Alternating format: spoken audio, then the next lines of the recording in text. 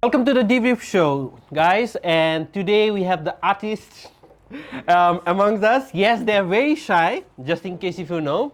Our previous episode, we talked on the political situation in the country with Abdul Mufiz. And now we're cranking up the notch by talking to the artist industry who are actually affected by these policies. So, guys, these are, I'm going to start from our left side. Charlene, Tix, Tevita, Israeli. Most of you guys might be knowing them, but we're going to do a quick intro on the table. So let's start with Charlene. What type of business do you run? How long have you been in it? And what is one of the biggest achievements you have done in this field? Bol Rakeen, and thank you for having me on the show. My name is Charlene, and I'm the founder and director of the Festivals Company. We run a event management and festival curation service. And some of the projects that we have carried throughout the country is the Mamma Mia musical, along with the Fiji Fringe Festival. And we've also collaborated with Homecoming Fiji and UB40 as our most recent. We also do a bunch of corporate events as well. Yep, Vinaka. And the man and the legend. Wow. Bula, my name is Tix Cordoviri. I run a music label called VT1s here in Suva. We also run VT1s, the music collective, and also run a company called Spinning Village, which does events, much like Charlene. We run events like the VT1s Live series and most recently the One Fire Music Festival series. So yeah, good to be here. Yeah. Thanks for the invite. And the creative one from Mata. Bulwanak everybody. My name is Tevita. I am with Mata Dance, Mata Dance Fiji, which is based here in Suva. And basically, we're a dance company, a full-time dance company. We work a lot in the entertainment industry, corporate, the private sector, as well as our own projects. And we also produce Dance Fest Fiji, which is, I think, the only dance festival in the country that's been running for the past 6 years. So, yeah. The man from the gang. Bulavinaka everyone, my name is Israeli, and I think in this capacity I wear a lot of different hats, but I think in this capacity I've been a musician for the last 20 years, playing offshore and also here in Fiji. So guys, today's topic, and I think something we haven't ever tackled in this industry, is that the artist industry is usually praised up when it's successful, but the support structure is never there, both from the government side and even from donor funded projects. Artists usually have to find their own place in this category of industries we have. I feel like in the last 4 years, we've seen the biggest spike in events in this country, both coming from VT1, Mata Dance Group, and we have Mamma Mia, which really made almost nationwide headlines, right, in this space, and individual artists. I don't know what has shifted in our policy to adopt to that, or did the industry just got together themselves? So I want to start with you, Tevita. Professional artists and usually when that conversation topic is given, like, oh, I'm a professional artist, I feel like it's a glorified word for unemployment, right? But because that's how the rest of the world sees it, because it's not fixed income, there's uncertainty in the industries. So how do you, and the struggles of you being in this space, what was the upcoming in this when you know there's uncertainty in this space because of the unpredictable income source, and how did you overcome such things? Yeah, I think I share a lot of the same realities with many artists and specifically dancers in the country about this struggle. I think when I first started around 10, 13 years ago, there was such an evident time when when you would introduce yourself and say, "Oh, I'm a dancer," you'd get like an raised eyebrow or like, "Oh, what are you actually doing? Like, what are you planning to properly do after this?" But I think maybe it's because I'm just more heavily involved in the arts now. It's not really such a reaction I get a lot. So I'm not sure if that's still like a main thing that a lot of young people still face. I will say though, it still takes a lot of convincing to do with our younger dancers that come through our company. Convincing in the terms of them convincing their parents and their families that this is something that they want to do. It all comes down with how individually you are willing to put in the work. It's no easy fit. As much as like we want the reaction to be different every time we say that we work in the arts, and for it to be more accepted and, you know, celebrated, we need to be able to prove ourselves that it is, especially in a country like Fiji. So the work is there for you to do. A lot of people come in and think it's very easy. It's about like stage lights, costumes, and all the glittery, shiny stuff. But if for you to make it, you need to put in the work. So yeah. Tix, I remember VT1 had last year had some of the longest lineup of concerts and events across the country, from overseas in New Zealand to Nandi to even Suva. You hosted so many, and you even had the Lewa Power, which empowered a lot of women during Women's Day. According to government figures in the 2030, 2023, 2024, arts and creative industry brought in almost $250 million. But behind the headlines of those numbers, what have you actually seen the trickle down effect in your industry from the artist itself and from the organizers? And Charlene too, I think you can follow up on that. Like, have you seen it in larger scale in other industry, other creative industry, not just music itself, but if in terms of even handicraft and whatnot? I'm not too sure about the trickle down effect, but I've definitely seen the work. And I think, I'd like to props to the room, the people who are here right now, and for the many others who are out there working every day hard in the field, trying to get things up and running in the art space. Like you said earlier on, over the last 3 years, 4 years, we've seen a huge influx of local talented people getting in and trying to create something out of nothing. And I say out of nothing because there is nothing to build off of, and which makes what's happened over the last couple of years even more impressive, to see the resilience and the resourcefulness of local organizations, local business people in the arts who have come together to sort of bootstrap their own things, and to get it off the ground. You mentioned like our shows last year. No, we haven't seen any assistance from government. Neither were we looking for any assistance from government. I think when VT1s and Spinning Village came into market, we sort of like accepted that we were going to have to do this alone, and no one was coming to help. And I really think that mentality, approaching this game with that mentality, sort of forces you to think creatively about how you generate income and generate momentum in this sort of game. For us, we focus on business. I think one thing that's missing in the industry right now is knowledge, and it's missing all over the country actually, because not many people are studying business in schools or understanding the concepts of business. Because once you understand that, you can apply to anything. My contribution to the music industry was bringing concepts of business into the music industry, to sort of organize it in a way that was viable for other people to invest. Would I like the government to give us some money and make it a lot easier? Oh yeah, hell yeah, absolutely. But until that glorious day, we focus on sort of generating income off of our own momentum. Yeah, I wish there was more of an effect that we're feeling down here, but I don't think there's enough being done. I don't know whether it's a perception thing, whether it's the government or the funders don't see it as viable just as yet, especially in my neck of the arts, which is music.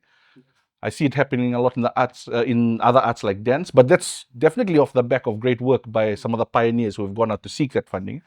But there's definitely nothing coming out to meet us out in the field, Charlene, would you like to add to that in terms of, because the Fringe Festival actually brings the biggest number of artists from various fields in one festival. So what kind of effect have you seen in terms of growth and acceptance in this industry? So just with Fiji Fringe itself, actually, like we have seen to some extent, like quite a bit of support coming in from the government itself. Like we've had the Fiji Arts Council and the Department of Culture and Arts support us. We've also had the ministry with our ex-DPM, Mr. Kamikamiva, supporting us for Fiji Fringe. But it didn't come easy. Like Tix said, like we've done Fringe. It's our fourth year running this year, if we did run it. But last year it was the very first year that we broke even, and it was purely because of the support from the industry, and it came because we had the data and the stats to prove our our entire vision. So I think that because we did the work for it and because there was all of the stats to prove it, we got some sort of money that came out of it, but when we're looking at like everyday artists, it's going to be so hard for them to see that sort of money, because like Tik said, like where's the business realities and where's the creative industry actually getting that funnel from? Like they don't actually know where this money is, where they don't know who to look at, they don't know where we're going to go and get this from. Yeah. I think, sorry, Mhm. if I Yeah, may yeah. contribute, I Keep think it, what keep it. Tik said is 100% correct. There is a huge gap between the artists and artists that run businesses and know how to run a business. I think that's the very one of the drawbacks I would say from our end as people that work in the in creative industry, is how to separate your art and your business and know when to make decisions that's going to support each operation. And I think that's something that one of the ways in which the government also looks from outside in terms of, do we assist them, if like, is this viable for us to be able to assist them? So yeah, I definitely agree with that gap that exists. Yeah. And then I think it's I also want to talk about the long-term effects and the ecosystem that's needed. And Easy, you said 20 years being an artist in this field. So the ACPU Pacific has given up grant of 180,000 euros. That trickles down to almost 250,000 Fijian, $250,000, right? It was like a one-off injection into the system. But do you really reckon this changes the day-to-day life of the artists and the people who tries to support? And because after the grant gets taken away, usually end of financial year by June, what happens next? I think something you had mentioned there really hits at it if you're looking at the long-term ecosystem. And I think something that we can all agree with here is, if you don't have some sort of solidification of the arts in education, then it's really not going to go anywhere. You're going to have these sort of ad hoc places where people are going to, or donors are going to come in and give investments for a limited amount of time, but it's nothing that can build a long-term sustainability. So if anything, to add on to that, this really has to start back at education. And just to add on, like we know, like it's like that one of the recipients of the grant was Vo, and it was through the Conservatorium of Dance. You can see that that grant has really benefited them, because there's a huge scalability that they can do with that grant. So these grants are definitely important, but they're also equally important to who they're given to. So like someone like Vo, when they like huge, like they're doing just great work, like they're training youths, taking them off the streets, training them, getting them into a career, and then they're now exporting dances, and now they're like traveling all throughout the world. So like these grants are important, but they're equally important to who they're given to. Yeah, exactly. So I guess like the establishment of what the industry can offer, if money and resources are injected in it, is already evidential, right? Especially what we seen with Vol, and maybe they can do that same with other industry. But from your guys' experience, and I'll put this open out, who wants to go first? What's the biggest regulatory barrier have you seen in this? What are the choke points, red tapes, and something like, I mean, people like Easy, who's been 20 years in this field as an artist, what are some things hasn't changed, and especially in the creative field? I know there's a business aspect to it which has its own red tapes and barriers, but then I want to understand more niche in terms of creative field. So who would like to take up that? I think I'm going to hit back to what Izzy said, that it goes back down to the education. The creative industries need education starting off from the grassroots. Like we need it like sport, we need it in the creative industries, like we need it from your primary all the way up to tertiary. And there's so many different career pathways that you can get from just the creative industries. It's not just being a musician or being a dancer or being an event person, there's stage managers, there's light and sound techs, there's front of house operations, back of house operations. And then with all of that comes the community of like fashion and makeup and, like all these creative industries come together with that. But we need the education to start it off. And just like rolling back to what Vo is doing, they're creating that education system through that diploma program. So they're providing that foundation, which we lack in the country. Yeah. I think it just, another drawback I would say would come after that. I think it's just representation in like decision-making levels. Like we don't even have a say on how we want to sort of be governed in a way. A lot of the the regulations are coming from people that do not necessarily understand what it's like to run a business in the creative arts or like working in the creative arts. So I just think if we have a lot of or a bit more representation that is accepted on that level, it's just gonna fix things from going back. Just to add on to that one, I think the problem of consultation. I've seen some sort of fact-finding missions that have been going out to the arts to try and find out what's going on within our creative industries. But a lot of the times, like just like the grant, the funding, giving it to the right people, you need to have the right people in the room. A lot of times, a lot of people don't get called in to sort of contribute to these conversations. So I think that the government probably doesn't know what to make of the industry right now because they don't understand. There's a gap between what's happening on the ground and their understanding of what's happening on the ground. One example, I think people think that artists live in fairyland or something, like that it's some sort of mysterious thing that is created out of it just happens. But they don't realize the amount of effort that goes into. I talked about the dancers on Facebook the other day after watching Vo put up a video about their the journey. The amount of physical work that it goes into becoming a dancer. I'd liken it to sports training. I've done some work with Vo and with Mata, looking at the way these guys train. The perception is off. And then coming to music and production, the amount of technical ability you have to deliver a stage show, like the amount of engineering knowledge. We're talking audio engineering. We're talking just production training. You have to understand mathematics.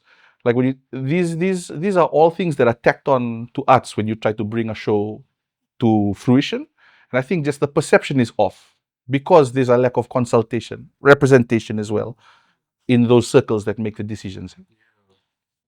I'll just add one thing to what Tix had said. It's actually what Tix had mentioned earlier as well in terms of perception.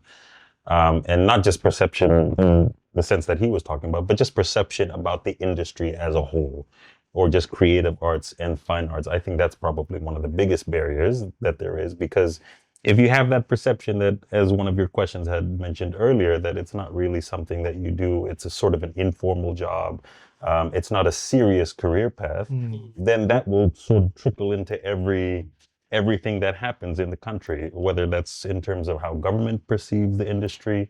And for me, because I also have I have an interest in this area and I worked in this area, but I've seen the amount of there's so much studies out there that show the positive correlation between fine arts in education and the positive correlation with cognitive development. Yes. Now, if I were a government minister, I would use that and I'd be like, okay, if we're talking about the health and the mind of the nation, I would think that putting the arts into education would be one of the main things that's going to help us to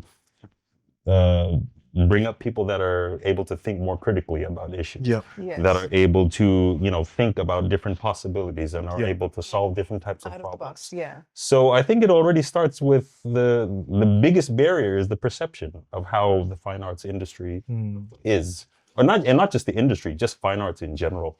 I want to take you guys back to your high schools, and one thing I personally has felt. I mean, I'm not a creative artist, but then I look forward to this. One of my friend during his recess time, lunchtime, he loves designing clothes, right? Dresses, and he's gets inspired from all the Prada and all that, and he design. And I remember my teacher threw that book away for him because her perception was that that's not gonna take you anywhere. Fast forward 7 years later, now he designs at Fiji Fashion Week. I'm not going to disclose the name, but because my teacher also watches my show. But that childhood trauma of telling him from that whole of high school that this is not going to happen, this is not a career path. And I believe, and I want to hear you guys say a story because I know you might have faced the same things, right? But then what would be one of the ways did you overcome it? Or did you actually be like, you know what, screw what the teacher has to say about it. This is my career, my choice, and I've tackled it. And is there one where you actually made that bold move in your guys' personal career? Open floor. I think I just want to say like that. It's funny you mentioned that because that's actually one of the reasons why I'm in the arts. Maybe just some some experiences as a youth being good with art and being told that it was not going to take you anywhere. It's actually the reason why I decided to leave corporate and join the arts. I think a big goal for VT1s is to create an industry where parents, it's actually on our board, where parents are comfortable releasing their children into the music industry and that they see it's a viable future for them. So that's a core function. How do we do that? We do that by getting to work. We don't complain or complain about the situation. We get to work at creating the world that we want to see here in the arts. And I think we do that by way of creating strategies, business models, and things that can exist within this corporate sort of world, that people seem to respect as the way things are. So that transition is really important, from education, what we talked about earlier, shifting the perception of what people think about the arts through implementation of educational programs that involve the arts, then training audiences who have had great experiences. We've seen it in sports. When you have sports in schools, people have lived experiences with sport in the periphery all the way through till they grow up. So the spending is there. They come through the Coca-Cola games, they love it, they play in the Dean, so all the way through rugby is there. If we had the same thing for the arts, we would have that. We would start to develop the foundational audience for it here. But until that changes, people like us are trying to plug a hole that's never going to be plugged on this end. We're trying to build on shaky foundations. Yeah, but it's really important that that educational element is there so that we can have that sorted before it comes to people like us to fix or try to fix, which is really hard. It does feel like it that way, isn't it? I feel like in our current educational space, in terms of any industry you go to tech, it leaves to the tech industry to fix up what the education needs to be reformed, right? So the creative industry has to do that. Same thing with accounting. Like, one of the funny thing I've always heard from accounting students after coming out of high school, first thing in university that they're told, forget everything you have learned in high school in terms of accounting. And when they graduate university, the corporate accountant firms will tell them, forget everything you've learned in university. So I'm like, that's a great way to wash out the talent of all this. So that means waste the time. Yeah. Yeah, so it's quite interesting how that works. And I like what you just said about the sports thing. We already have all the foundation pillars for the sports industry to thrive. We have rugby competition, soccer, football, name it, across the field. But when you look at other fields, our recent data we were just looking at the MSME Council was that there was ISIS school students, international school SUVA, from primary school. Their assignment in primary school was to go out at the market vendors and talk with market vendors how trade works, how they sell, what's the biggest barriers in terms of selling vegetables and agriculture at primary school. There's no education on finance and business till you don't go to university. That too, and I am a business school student in USP, and trust me, they don't teach you that either. It's something you just figure it out after you graduate. So that's what kind of mindset shift even the students have to have? And easier, maybe I'll open that to you. Like, what kind of mindset shift did you have in school time to change that thought? Like, no, I will not agree to that. I will learn this skill set my own. I think I'll probably twist the question a little bit, because I just say this because I've had the advantage of being raised in an environment where the arts are taken seriously. Likewise. And I think it sort of leads to what Tix was talking about in terms of rugby and its development. People can see, right? A leading to B, leading to C, right? They can see that if you play here, you can get a contract in this country and you can get some big bucks. That's all clear. And when I was raised in the States, I was able to see that as well for music. I even had to change the perceptions of my own family, because they still sort of had that mentality being raised here that it's like, oh, music can't really take you anywhere until you actually start getting into the arts industry over there. They have all the setup, they have all of the pathways, all that kind of stuff. So they were able to see that, and you can start to see the perception shift. So I think for me, it's almost like if we could take that as well, but put it here for the arts, then I think that would be a great start. And not just that, I mean, like that pathway creates so many like various jobs. And also, like just looking at our neighbors, Australia and New Zealand, like the arts itself is a multi-million dollar, if not billion-dollar now, industry. We just need to inject it at the right places and put the energy where it needs to be. I think what you said about there's so many other different jobs that come out of those pathways. I think the perception is usually like dancer till all the way, where they don't understand all these branches that may have strengths within the that average student. And funny thing, I like what Sheldon said. This could be not just $1 million industry; it could be $1 billion industry. And when it comes to money, I love how our country's economy all of a sudden value us. Like, oh, okay. So, Chicks, I want you to bring you up because you're one of the people who has gone both international and domestic, right? And in the first homecoming, in the first homecoming concert you had, and after the success of it, Homecoming. I had nothing to do with homecoming. Yeah. VT1 did. Thank you. Yes, sorry, my bad. Charlie was like, we were about to fight there. No. So after the homecoming concert success, and Biman Prasad has gone up on TV to say he really values the creative industry and is looking forward to possible tax rebates in this field, right? In terms of incentive and how to get more local talent in, and of course create the infrastructure. Great words, but how does it actually going to work, and what kind of issue did you face in those kind of areas, such as in terms of skill set? Taxes would be a huge problem itself, even the cost of operation. And what is one thing you have identified in terms of when we say, hey, we will give you the opportunity, but you're like, yeah, that's not gonna cut it? Yeah, once again, it's the government responding when international people come into the market. The work had already started well before that with people like Charlene in Fringe. She was already in the industry. She was in before I joined the creative industries. I was still in corporate at the time. So yeah, I think that is a perception shift that needs to change too. We have to start responding when our people do great. When our people do well, we have to then move, not wait for other people to come and show us what we already knew was here. Respect to the team at Homecoming, I think what they showed was at scale bigger than what anyone else here had done.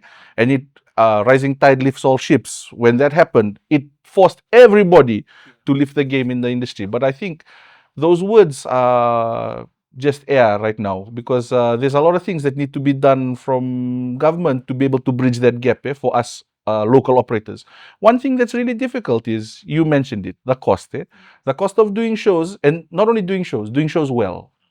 Doing shows that, the thing about a homecoming is, when a homecoming comes into market, everybody else has to now lift up their standard to match it, which is amazing. But who gives us the money to do that? A homecoming has funding or has sources of funds to be able to put together something that massive. For us, we all bootstrapping here. So where is the support for the local operator versus the international? Where is the incentivization for the local operator to get into the market? Where is all these tax rebates that Mr. Biman talks about, that hopefully we get to see one day? I'm not saying anything bad. I hope we get to see these things implemented. And I think, just as it has been across the board in all other industries, it's the gap between what the government says and what the government actually does that needs to be bridged. We are here waiting and willing to work with the government if they would only reach out. Or maybe we have to reach out, or how I don't know how it works. Reaching out is a very interesting topic too, because unlike, we already have established council body, Fiji Arts Council, which you guys all know and heard about it. And I believe most of the channeling of funds and grants comes through them, because they're the well-established organization. But Charlene, I want to ask you here. You worked with it for the Fringe Festival. You worked with the Fiji Arts Council, and I guess you can talk on the both pros and cons. How supportive are they? I believe they're a member of 2 to 10 people in the organization. I'm not sure what the actual number of people they have and what kind of specialty do they actually carry. Because just because you're not working for Art Council, if you don't know how the art industry works, then you're just there for a portfolio job, right? So did you get any type of support, and how did it look out? what ways also did they set you back, or have you think they should step in to help? So I'm just going to talk specifically about the support that they gave towards the Fiji Fringe Festival, which I'm always grateful for, by the way. And it comes in the sense of support, like I reach out to the Fiji Arts Council because the Fiji Fringe Festival runs creative workshops. And these are specific to like pottery, masi, like weaving. So we host them at the Fiji Fringe Festival, where they come and they charge a certain amount of fee for the audiences to come and take these various, So the Fiji Arts Council comes there and supports us by giving or like connecting us to these artists, and they have also given us a sum, like a limited amount of financial money there. They've given us some money. But in terms of like their hierarchy and how they actually work, like I don't think I should, like I'm not one to comment because I'm not too sure myself. I just have direct contact with who I need to contact. And I just talk to them regarding my event. And then we just kind of go there and we talk about reports and whatnot. And I give them my end of, like fringe report. So Tivita, but I want to ask, like, has Fiji Art Council also does groundwork and capacity building in terms of helping develop the new artists in the field? Like, for example, if there's a drummer singing at a restaurant and stuff, do they reach out like, hey, I can link you up with another group? Or there's a dancer they notice at a event and they're like, hey, I can get you contact with Tevita and maybe you can get recruited by Mata or Vo, you name it. Does some kind of capacity building projects work? Because I have seen capacity building programs done by Fiji Art Council. I don't know the effectiveness of it, but do you reckon do you see the actual chain of events? Because this is not a conversation not just about criticizing them, but it's also a conversation, does the government need to fund them more? Because I believe the budget they get allocated is just $1 million. I don't know, what can you pull off with that, given it's an entire country that will depend on the creative industry? But in terms of capacity building, is that something MAPA have worked with? Yeah, I think just to answer the question direct, yes, they have supported a lot of the dance projects we do for the community. As I mentioned before, we curate and produce Dance Fest Fiji, and they've been a consistent supporter for the past, I would say, 3 or 4 years since we've been running the festival. This has allowed us to be able to support these artists that come out from the communities to feature at the festival in terms of remuneration and like helping them with what they produce in terms of their art. Capacity building wise, I'm not sure if I've been present in any of the work that they put on at the council for the dance community. I may have forgotten, but yes, I think just from us, our support from them comes directly towards Dance Fest Fiji. Yeah. And then often this, I believe Fiji Arts Council has also given out grants, external donors have also given out grants. But then does that actually trickle down to the people who actually needs it, or does it usually stay up to the organization? Did you see those compensatory money come down to the dancers themselves who needed it every day? Did you? Well, we run a festival that happens annually every year.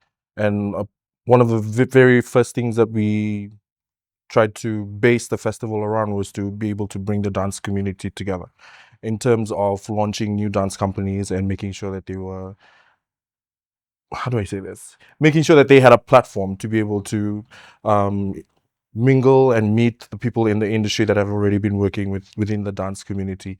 Trickling down, I don't think that has happened yet, to be honest. Yeah. Great. Easy. You also run a consultancy firm which you recently kickstarted, and you tried to get foreign diaspora. Maybe you can tell me more about it. But we already know the issue with banks, right? And I believe you guys all had your equal share of running with our local banks. That's a conversation we already covered prior on the challenges working with local banks. But I want to understand in terms of assets. Usually businesses have cameras and equipments and other physical equipment that can be considered assets, right?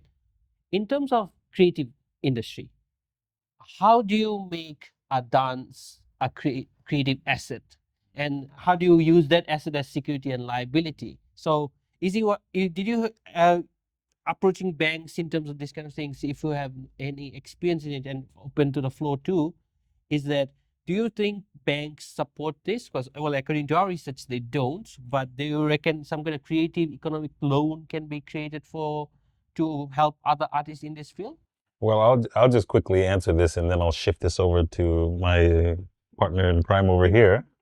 But I think bank regulations and policies for anyone and for any industry in the country is already quite stringent. It's quite hard to do, and there's so many policies, so much red tape that we have to go through. But in terms of assets, I will turn that over to Mr. No, I think the question goes back to what we've been discussing this whole time. I don't think the authorities or the powers that be know what to make of this industry. They don't understand. They don't understand the way money flows. They don't understand the way it pays. They don't understand the cash flow of the industry. So, because of that lack of understanding, there's no products available to us. And I think that on the for a start, there needs to be like industry-wide consultation with the creative industries for these banks, these partners, the government, the Fiji Arts Council themselves, to come and see what type of work is going on the ground, to come and see the way that artists are currently doing business, the way that they are surviving, creating opportunities for themselves. And then maybe from there, we can go back and try and look at various ways in which we can help it. I think right now there's a lot of focus on artists, and they should be the focus of this whole thing. But I think maybe we need to start focusing more on organizations that support the arts, because without these organizations, the artists will have nowhere else to go. So if we need to build out the creative infrastructure to be able to receive these artists, because without the companies, there's no pathway that we've been talking about. And without that pathway, there's no cash flow. And without the cash flow, there's no debt. So you're looking at a system-wide issue here that needs to be restructured from the top to the bottom. In the perfect world, the Fiji Arts Council needs to step in here as their function, as it is their function to look after the arts in general and to be creating these things. Whether or not they are set up to do it, no, definitely right now they are not set up to be doing this industry kind of work. But I think they need to start to shift focus and to stop looking at the arts as this cottage industry and to start looking at it as what it is and what we saw last year with the influx of festivals, with the influx of dancers traveling and touring now, artists touring, artists having brand deals and making all this stuff. It's a totally different animal right now. There's a lack of understanding. And that's why we have all these gaps. So, guys, in this today, this episode is very unique also because we're going to take a break from our conversation and we're going to crank up some new creative ways we do here at the Debrief Show, and we got some amazing food for you guys to taste. You guys have not tried this local restaurant. We are starving artists, so that is true. Figuratively and literally. Yes. No, you can't tell, but Hey. oh no, you said. So we're kicking up. So just to make our conversation interesting for season 2, we are trying to have some food and discussion on it. Also help other struggling MSME sectors because we know that's a whole different conversation we're struggling with. Amen. So definitely, and so today's food is not sponsored, by the way. Today we are sponsoring. We have food was bought by us. That's the declaration there. So today we got some very interesting food, and you guys maybe heard of it all over social media. Of Grillium Grub House. Okay.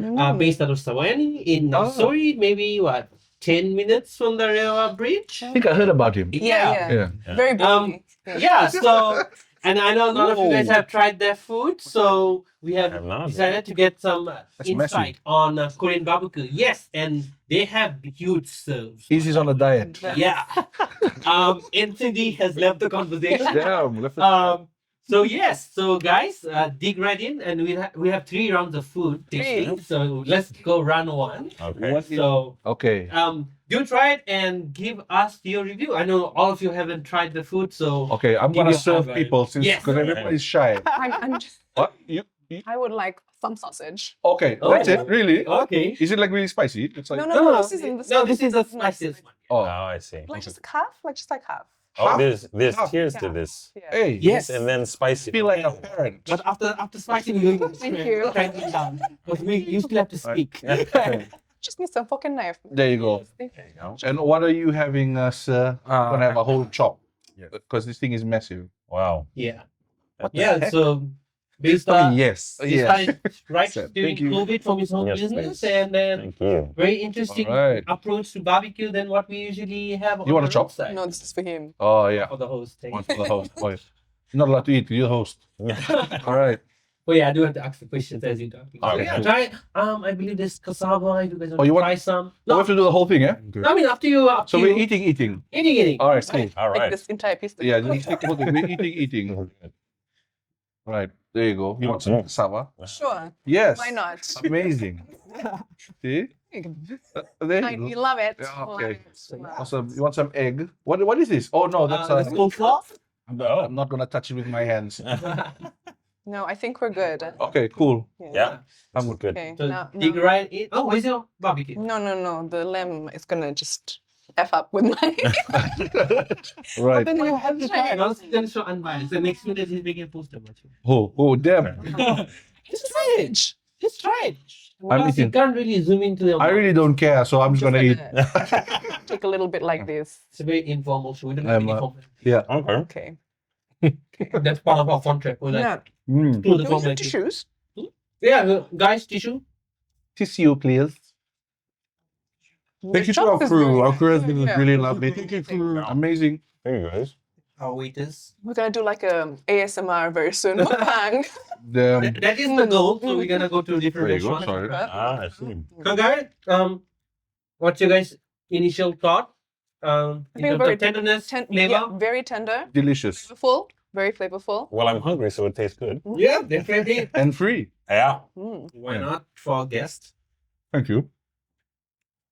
In terms of barbecue, you have tried the $10 ones which is on the roadside. How would you differentiate in terms of texture and flavor, or even quantity? I guess. But yeah, Very good. I don't usually see a lot of sesame seeds. Very excellent. So it's like almost like a Is this like gourmet one kind serve of. or was this like bought for? The only variation was done was that we got extra barbecue chops. I see. Normally it's $32. It comes with 3 chops and all the things you see. I see. Yeah. It's definitely on the big side. Yeah, I think it's all well packed. Flavor wise, yeah, well marinated. I was gonna say. Love the sweetness. Where's my camera? Oh. No, not my camera. The camera that. Oh yeah, amazing. Man, you guys are not allowed to put a shot of me while I'm putting sausage in my mouth. Oh, pause. Same time. Cancel. Control. Thumbnail. Oh my god. I had a feeling you had to do a come pour in their cups. Oh, they're finished. I know. Yes, please. Okay, I great. mean, this part was just like cut. Okay, he said we can't have that. Yeah. Oh, Sprite. Can we just not have my Fiji Council, whatever they're called, Same. in there? Definitely I just including went it. for No, food. we'll cut the part where you said like, oh, we can't say that. It looks seamless. No. So this brings up a question. Izzy and Charlene, maybe you two might be able to answer this better. In the US, in Australia, New Zealand, does the government allocate a specific amount of funds to the creative industry itself? Because in Fiji, it feels like more like a tick in the box kind of funding. We're like, oh, okay, we have some loose change in millions, drop it there. But then it's actually a dedicated thing, because I'm guessing Australia and New Zealand, they have so much constant events. There has to be government, council backed, state backed funding for this. Or else I don't think so. Anyway, event organizer like Spinning Village and festival company is gonna just do all the events themselves, right? So, any examples of you guys heard, seen, insights? I can't remember which center it was particularly. I'm thinking it was the Kennedy Center, formerly the Kennedy Center. But you have annual funding of about over 200 million, or it's in hundreds of millions. I mean, and that just, what we were talking about earlier, when you have that against a budget of what, 1 million, you can see, even per ratio, capital-wise, it's not a lot. And then, like, speaking of like New Zealand and Australia, like Creative Australia, for example, who I've like got like a few connections with actually, and this is how I know some of the information. They have international funds, they have engagement funds where, you know, if you that you can apply for as an international organization, as long as you partner up with Australian companies, for example, and they're also in the millions. And they do, of course, they do a lot of upskilling work as well, but they have it's very out in the open. Like, it's on their website. They you better stop it. And they openly tell you when the expression of interest opens, when submissions close, all different guidelines, which I think is very lacking in Fiji. Right now, for example, as an event organizer and as someone who runs the Fiji Fringe Festival, I literally just go and I am looking at sponsors and funding, not in the terms of do they have grants. I will apply, send a proposal regardless, in the hope that maybe they will see this and see it of some, you know, like viability or like some alignment to their company or organization and be like, yeah, this works for us. Let's do it. And I think that's where the problem kind of lies, for me anyways. I think that if we had people or like incentives that would it's not just, I don't want to push the blame just on the government, because I think that this comes to our private sector as well. Our private sector needs to equally help the creatives in the entire industry. It has to come together. I'm going to give you an example, like Adelaide Fringe Festival. The Adelaide Fringe Festival is the largest festival in the Southern Hemisphere. And it's happening right now. It goes on for about a month, and it hosts thousands of artists, and they use up to like 500 venues. Basically, Adelaide Fringe closes down for the month, and the city of Adelaide closes down for the month, and it's just shows upon shows. Whole month. A whole month. And I mean, like, yeah. And so we partner with Adelaide Fringe, but besides the point. Where am I going with this? Right. So Adelaide Fringe, their main what's it called? Like, principal partner is the South Australian Bank. Their principal partner is the South Australian Bank. And then when you look at their website, they have hundreds of sponsors and funders who come and support them.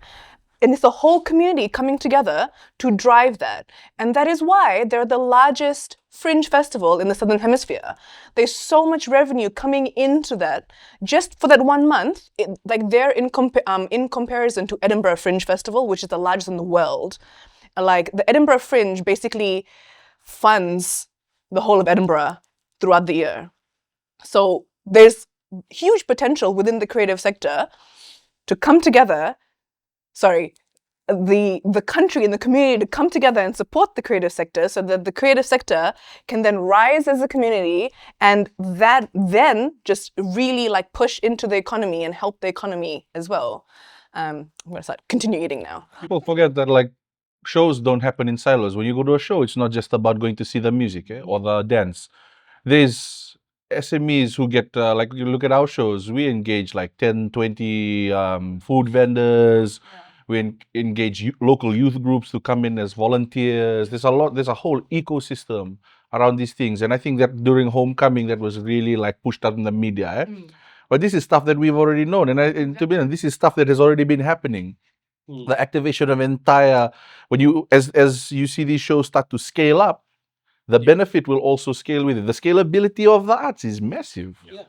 And then the thing is that Fiji also is a regional hub in terms of commercial airport, right? So maybe we can get the rest of the South Pacific countries to have a massive concert in Fiji, and all the tourists, everyone can fly to one hub, because they have to mostly jump through Fiji to go to Samoa and Tonga and whatnot. So, you know, we could leverage of existing infrastructure to bring in the traffic, and then we just have to like develop this capacity for foreign artists to come through.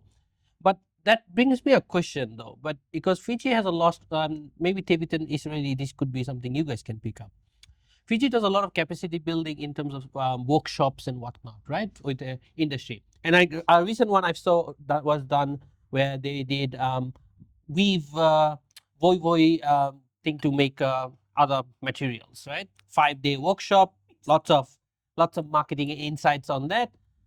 After that, they were given certificates, and then off you go. Does exactly. Where is the industry matured enough though? That's the question. Like, is the industry enough? Like, is that handicraft you just learn how to make and process and maybe market it better? But is there industry out there ready to buy, or are we just gonna fall back to bigger corporate sellers such as Jacks and Tapus? But then what happens to the ladies who are selling that flea market and went through that training? Tevita, maybe you give us some insight because you work with a lot of young dancers in this space. But then I'm pretty sure you show them the career path, how they can grow in Mata. But then in terms of others, what have you seen? I think one of the things, the good things that have sort of come out from hosting Dance Fest Fiji is most of the companies that form specifically to perform at the festival end up running their own businesses after performing at that festival, because there's a whole community of dancers and clients that come to the festival, and they're able to get these contacts and then get some work of it. And then in order for them to continue working, they need to be regulated and get their licenses and everything in check. So in terms of longevity, I think that's one of the ways in which we believe our platform provides some sort of development in terms of grassroots. You have to develop yourself, right? Under Mata. I don't think we thought about that when we started the festival. It became like an ongoing thing we saw throughout the years. Like last year, we were able to feature about 6 or 7 newly formed dance companies that now have their businesses registered, and they're performing all over Fiji, especially in Nadi at the resorts. So it's not something that we had as a checklist, like let's make sure people form their businesses after this. But it's just the organic way in which the platform grew. I think that's how we. And is it, I think from your side, like you being an independent artist yourself, like also one thing I've noticed, like more people are choosing, at least some few observant, they're doing weddings, right? Normally there's a DJ who plays pre-recorded music. Live artists are stepping into this field. So Sorry, I was just gonna say, like all of that, those pathways being facilitated for that happen after platforms such as Dance Fest Fiji. I feel like that's like a government sort of initiative that should be bridging that gap. Like it shouldn't be always on the artists themselves. If there's ways in which the government is looking to assist, it's like areas in that way. Is it right? And do you reckon this is a place where individual artists can build their own capacity? Like, don't just participate in this dance fest or fringe festival. After that, think of how you can make into a business model and sell your service. It's very hard. Yeah, that's definitely. It's very hard if you're doing that. I mean, if you're working up against a wild west of something that's not even there and not even present, and how will you be able to know which direction you're going into and sort of where to turn for assistance or for support? What would be your suggestion for artists who just participated? Now he feel like he has a raw talent. What would be his first step? Like, let's just say I'm a guitarist. That's the reality. We have artists that just want to create art for their own pleasure, for like it's something that they're passionate about. In terms of living off it, that's a whole different other story. They'll have to make choices and like decide on things in order to support that. And some of those things are not very easy to come by. For example, you have to change your art to fit a clientele, or like make it commercial so that it's sold. Not necessarily what you believe in. Like I want to create this very abstract piece, but who's going to buy it? So sometimes you have to turn to things like entertainment in order to get paid and live. That's the reality. We have artists that just want to enter a competition, and then that's it. Like or like someone that just wants to draw and have it exhibited, and then I think it needs to be made clear to the artists too, because we've gone through this during our journey in music. Is when we bring these artists, a lot of them, they want to have their cake and eat it too. They want to live the artist life, or to be able to be authentic artists and all, and they also want to be paid. But we're constantly going through this thing of we've been this whole conversation. We're talking externally, we're talking about government. We're talking, but internally there needs to be a shift of focus too amongst the arts, amongst people, to look at their art as something that is valuable, like something that is a business. Look at yourself, like one thing that we do in music. is we tell our artists to look at themselves now when they come into the VT1s. You are now a brand. Yes. So the way you operate, the way you treat yourself, you're not going to be drinking in O'Reilly's till 3 in the morning. You're no longer going to be seen everywhere doing anything, smoking out in the open. You have to treat yourself as a brand that people want to invest in. And when people come to your show, they are investing in you. Absolutely. They're using their hard-earned money to come and see their favorite artist perform. Yeah. So that shift in mentality needs to happen at all levels, even at the artist level too. Eh? And like there's artists out there who just want to be managed, for example, and that's another thing that comes back into education pathways, and career pathways. Like, yeah, there's just some artists who just want to create, who just want to be an artist. And and that's where like you guys are doing such a phenomenal job where you guys are letting the artists create and like sing, and then you guys do all the management stuff around it. And I feel like that's something else, that like we really need to talk about as an industry.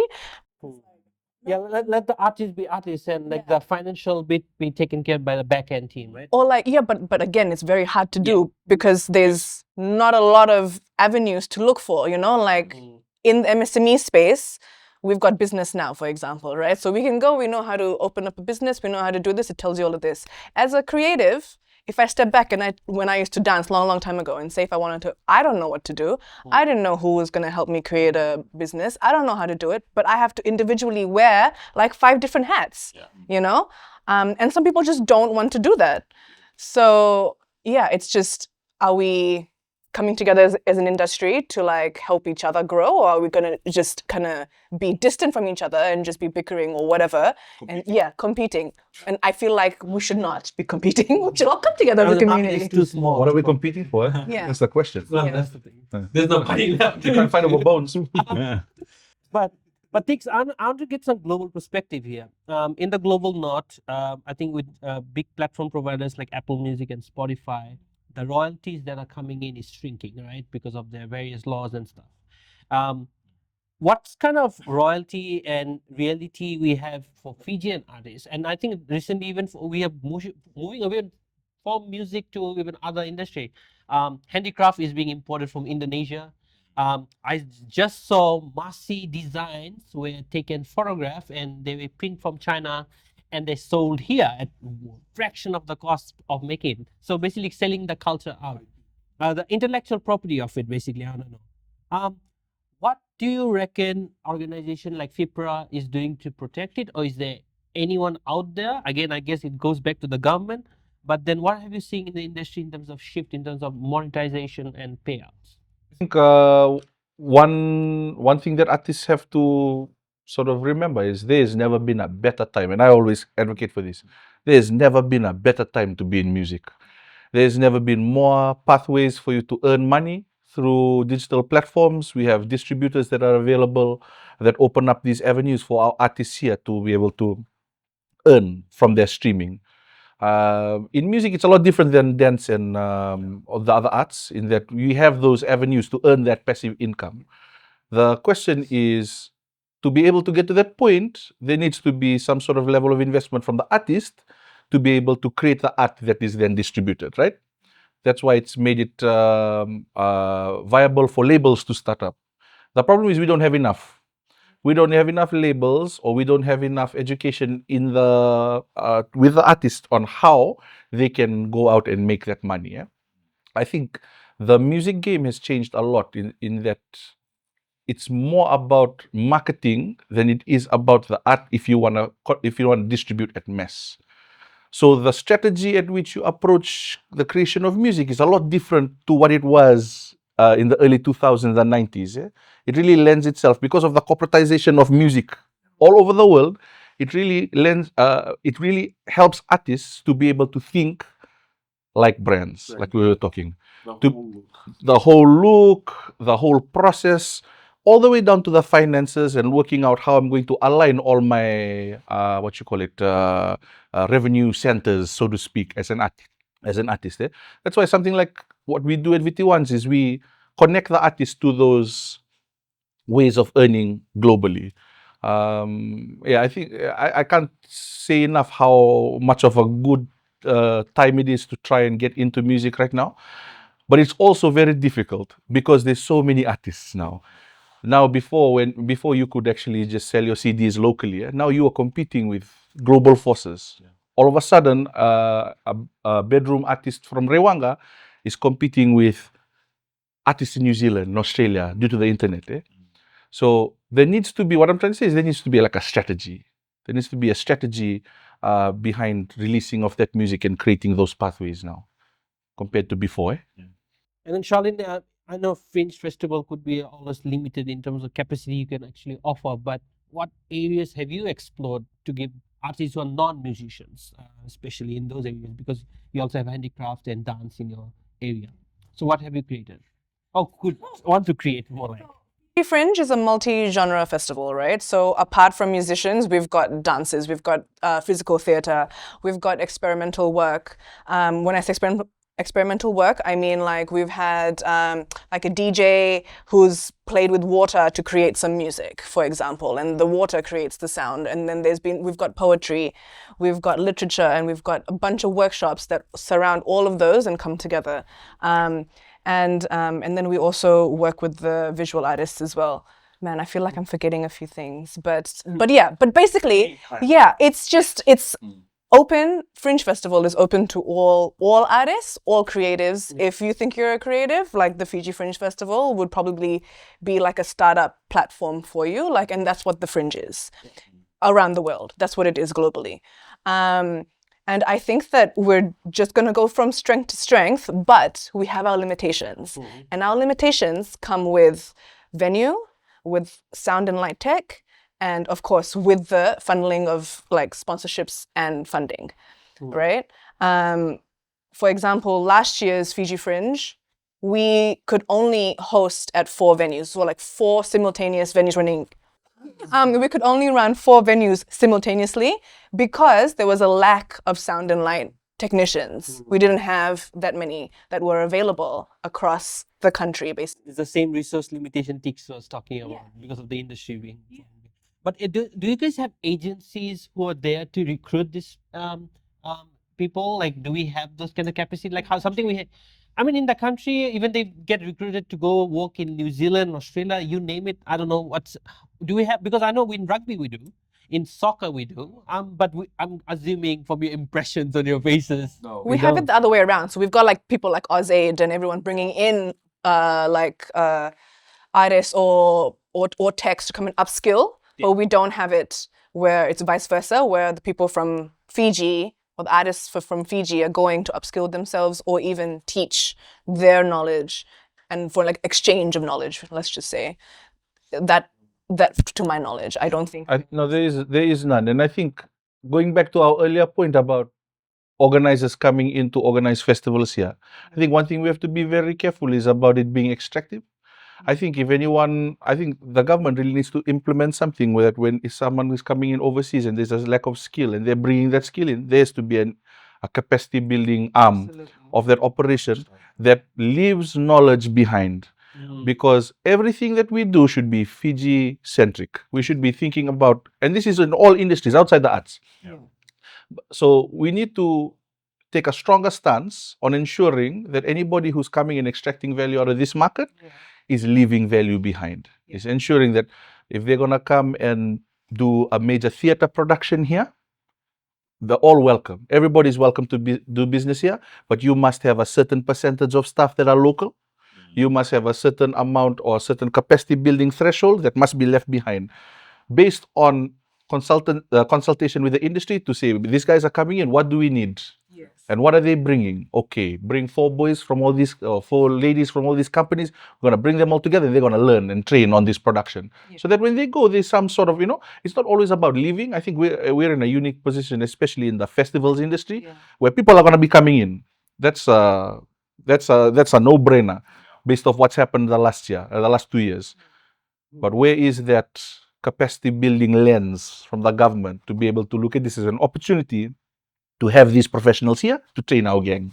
I think if anything that comes to mind, it would be Film Fiji. who have potentially done some work in that capacity, you know, yeah, where, you know, like they've had all of these reality TV shows coming in to shoot. And I know that there has been a lot of locals that have been involved and they've been upskilled, but it's taken them years to get to wherever they are. Like I feel like it's been like, I mean, this is probably not correct, but it's about 10 years or so where like people like Lanza and, you know, like all these faces who are in the film industry now in Fiji, who are like the OGs now, who have been part of this industry for the last decade, but they've been the ones getting upskilled.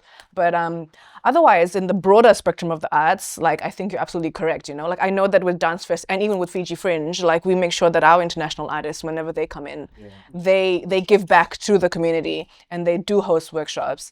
Yeah. And I think Film Fiji also had their fair share of struggle too, because one of the reasons they struggled to get in foreign film producers to come because they were promised this tax rebate and grants under the government. But I believe only a fraction of the amount has been actually released back to these production companies.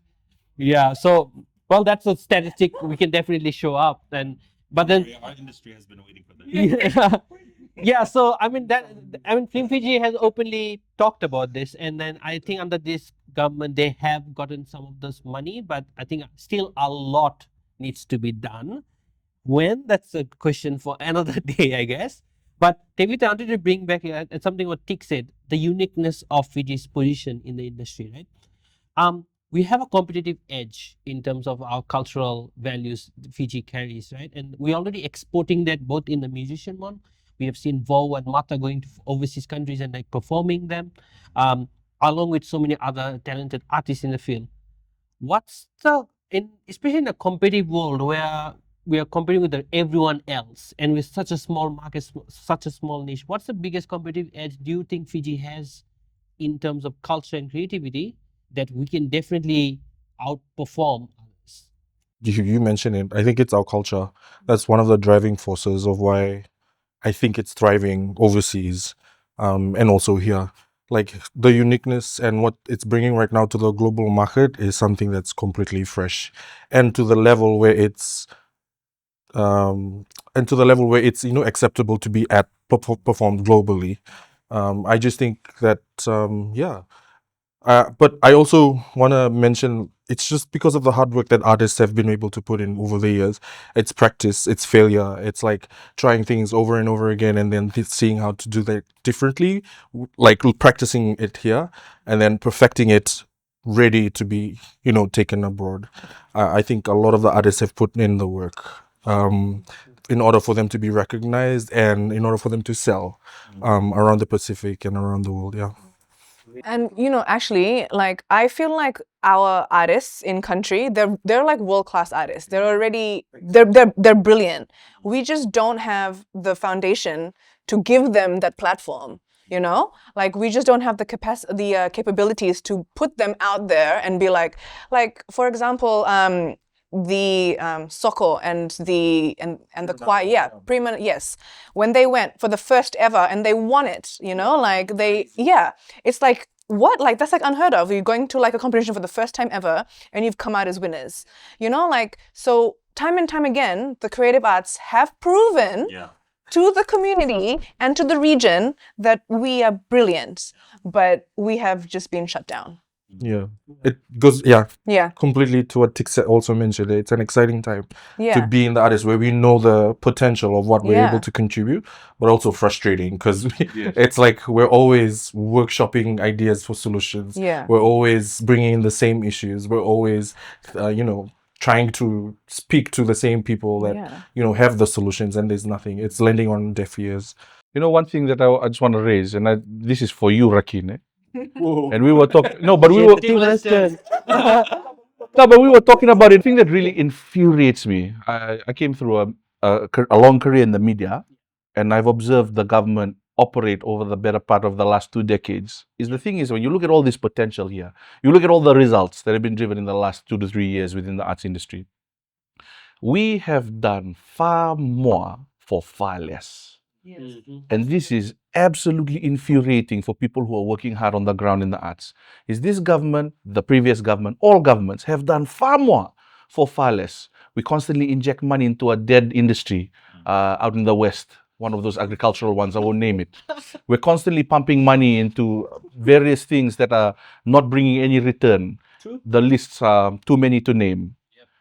What makes the art so disgusting Like to what the you have to do powers to that prove be? yourself? What do we have to do to get a fraction of what they have given to things that have not only provided much less or given much less return, but even devalued the country in a lot of places. They're dead. We're flogging dead horses all over. True. It's absolutely infuriating as a group of artists, as a group of creative business or creative entrepreneurs, to constantly see this happen on the news and play out in front of our eyes every 6 o'clock, only to be met with zilch. And it's also equally infuriating because the Pacific is based in the arts and culture, like storytelling, art, dance, music. It's part of our culture and our heritage, so like I'm not sure where the breakdown is, but yeah.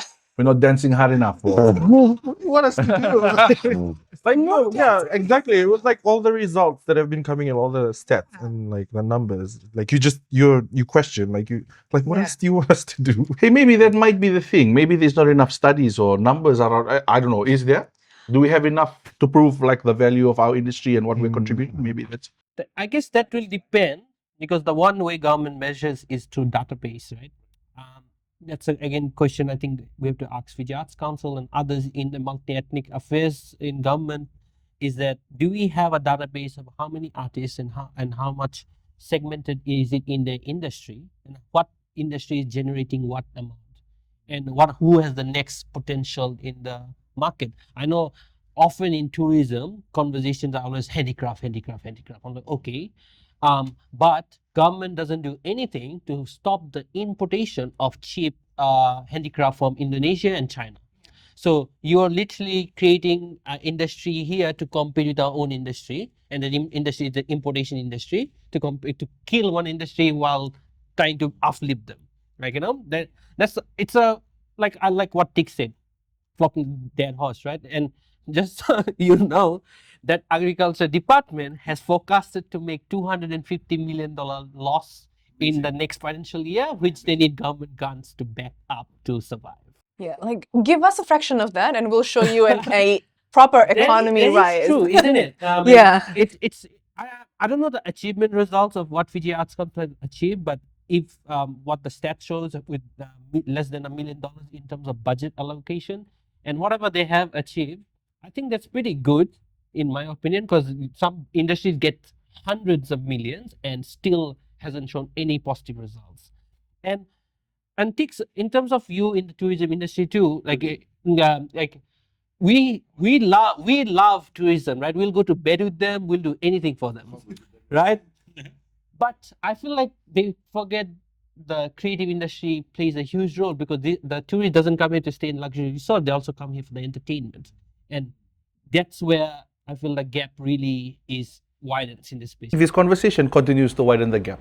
I think the more that the arts cannot be seen as an industry on its own, but as a side seller to another industry, we will constantly be playing second fiddle to our bigger brother, which is the tourism industry. And I think it's a conversation, or it's a mentality that has crippled the arts, because it's always seen as something that's tacked onto something. The dance company is valuable for what it can provide to our tourists. I think we need to look internally now. We have a huge drug crisis underfoot right now. Our youth, this is one of the hardest times to grow up. I have kids, and I'm always worried about I almost wish they grew up in the time that I grew up, so it was a lot safer, right? But as long as we are, if we can shift internally and start to look at the national implications of having a healthy industry, a healthy arts industry, outside it being tacked on to other things to add value, then only then we will start to have change in our space, in the creative industries. But I know it's always a question that comes to everyone in the arts. It's like, oh, it must be great to work with the tourism sector. Well, I'll raise my hand and say that for us, at least in our neck of the woods in music, we don't necessarily work with tourism. Not because but we have different focus. Yeah. We have a different focus. We are an export brand. VT1 is an export brand. We create brands that are exported across the world, just like how tourism exports tourists. We see ourselves as peers rather than a reliant younger brother. I think that has to happen across the wider industry as well. Not that we're saying that there needs to be conflict between industries. It's just that perception always drives me up the wall there, Rakin. So since this conversation is cranking up the hits before we move to our next segment, so we have Fiji's version of the hot ones. Oh no. Again, food from William Grauhaus. He makes one of the spiciest chicken in the country. There's no Richter scale to tell how hot it is. Rectum scale. So this is the bongo chili I just see fusion of, What a shit. yeah, it is red as a blood. The spiciest food. And the guys will also bring in gloves, and we have milk and drinks on standby just in case anything fails. And yes, you all have to try this. Okay. Again, because we bought this food from William Grauhaus. This is not a sponsored event. Just for our friends here to try it out. And Is it like yes, one each? gloves are very Are you important. sure we're friends right now? Like, Yeah. what is this? After that food tasting, things might change. So let's glove up, guys, because we don't have OHS here right now. Damn, that looks spicy. Yeah. It smells great though. Condition they gave in grade. What condition? No, what I meant was what they said when you eat the spice. Just let them know. Oh, It's hot, hot, hot. yeah. Yeah, but they had a huge policy thing you have to kind of sign up for. That if you Great marketing. have any problems, that's why I asked Like you, do you have any hunger? allergies? And, Oh, like a disclaimer kind of waiver thing. Yes. Do we have a waiver to sign?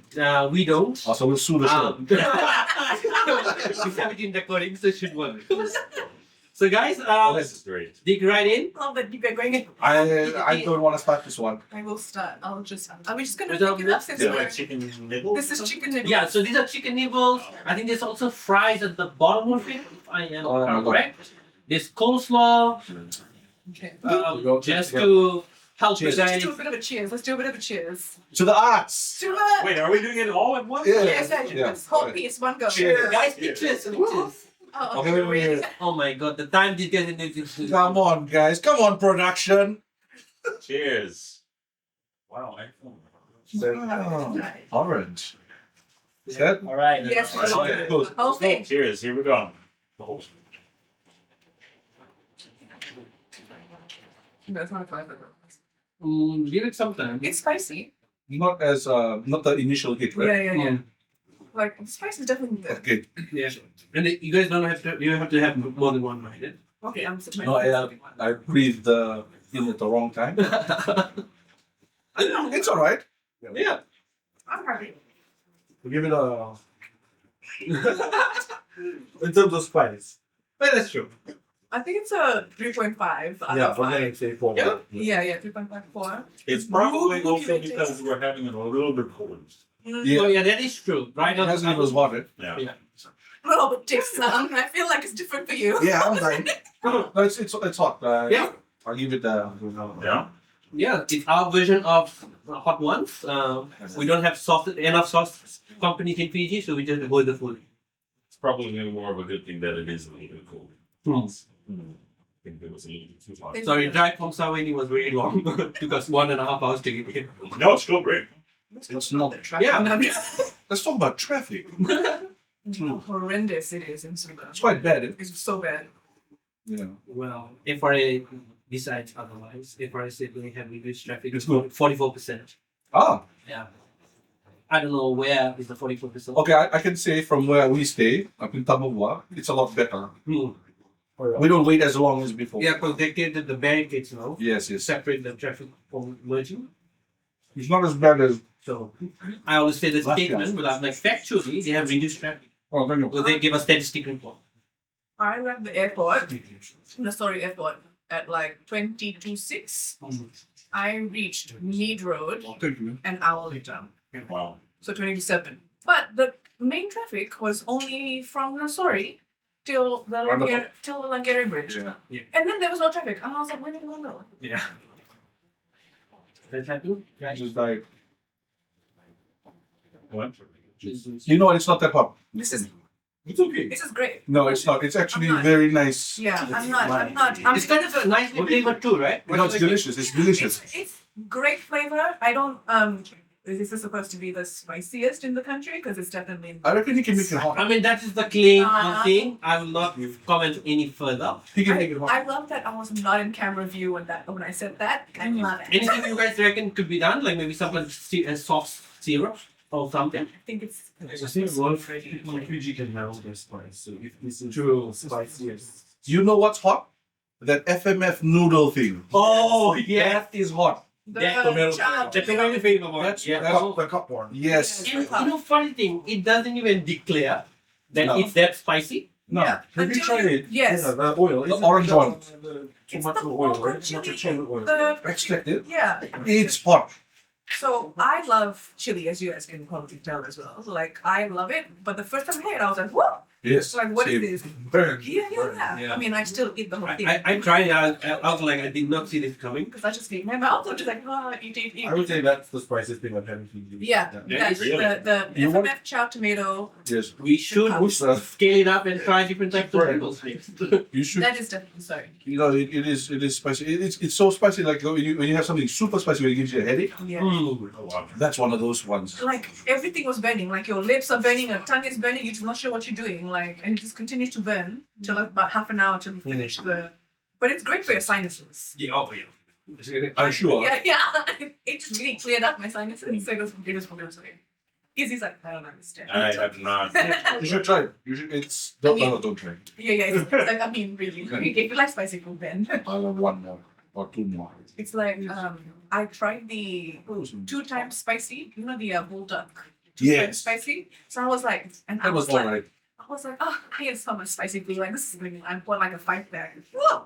And one, and I was like, okay. Yeah. Okay. Oh. Uh-oh. That's it. We have That's the milk on one. standby. Delete all the paste and everything. Went down the wrong. Ah. Wrong pathway. The wrong pathway. Like our arts industry. Did you try some? We've got a whole generation going down the wrong path. You shouldn't. I'm not allowed. Oh yeah. Okay. No, when you breathe, Well, the thing is, it's bongo chili, right? Bongo chili takes Yeah. a bit of time to build up. You are so wedding, my brother. No, it is spicy. There's no doubt. I'm never objecting to this. I think I Is this a spiciness thing? Yeah. Again, No. I don't know. Like I said, there has to be. I believe there's spice tolerance scale mark some. Scoville. Yeah. Scoville units. Or, Yeah. Again, I think it's because it's a little bit cold. Yeah. I agree. It's tolerable right now. Yeah. True. We blame. Let's heat it So up. the variation is the aircon. With the airport. I almost moved to my brother. I'm such a. No, you can't leak it. That's the whole reason. I don't want to. I don't think you should. We don't know what this is. I cannot reach there. Hey, don't watch it. We're doing this live. Hospital. Right next to the COVID. Here, this is the one you want.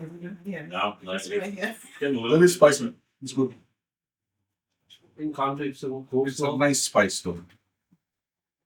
yeah, right. Like that. I don't like the one that like, burns your lips right up front. I'm like, okay, then I can try it out. Because it's like real chili, yeah? So it's good. Okay. So Interesting. get some coleslaw to offset the I'm good. burning. Yeah, that's enough, guys. I actually like that. So you guys, so what's your guys thought on Grillium? Do you guys will you guys consider going down and trying it yourself? Absolutely. Well, will you be like one time thing? Yeah. I just feel like it's so far away, man. Like, please come closer. That is true. I think people on Facebook has made a petition for him to move, and I think he's exploring his options. But why not? Maybe also it's Nasinu, right? And he's also just misunderstood. That's true. That's So true. you have heard of him? I have. He's I mean, everyone really heard. passionate. No one is fine. He's really passionate about his art, and his art, which is.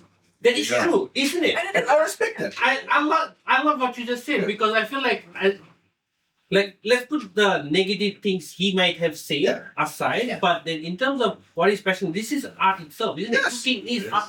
It's not all has to be dancing in all the time or music and whatnot, right? It's just creative. And there's This so is his many creativity. so many other people like him in Western side and stuff, and we're gonna meet one more creative, passionate cookie maker in the next. Desserts. Of course, they're always gonna If be. your business is working, why not? Why not, right? Exactly.